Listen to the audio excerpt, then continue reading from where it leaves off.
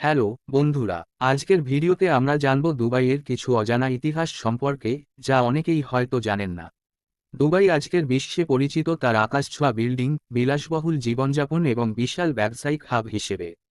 কিন্তু এই শহরের ইতিহাস তেমন পুরনো নয়। 1833 সালে আল মাকতুম পরিবার এই ছোট্ট মৎস্য গ্রামকে তাদের শাসনাধীনে নেয়। সেই সময়ে দুবাই মূলত মুক্ত সংগ্রহ এবং সামুদ্রিক বাণিজ্যের উপর নির্ভরশীল ছিল। 1960-এর দশকে দুবাইয়ের ভাগ্য বদলে যায়, যখন এখান থেকে তেল আবিষ্কৃত হয়। এরপরে দুবাইয়ের অর্থনীতি দ্রুত বাড়তে থাকে এবং আধুনিকায়নের পথে এগিয়ে যায়। যদিও দুবাইয়ের তেল রিজার্ভ সীমিত ছিল, শহরটি দ্রুত বাণিজ্য, পর্যটন এবং রিয়েল এস্টেটের মাধ্যমে নিজেকে একটি বৈশ্বিক শহর হিসেবে গড়ে তোলে।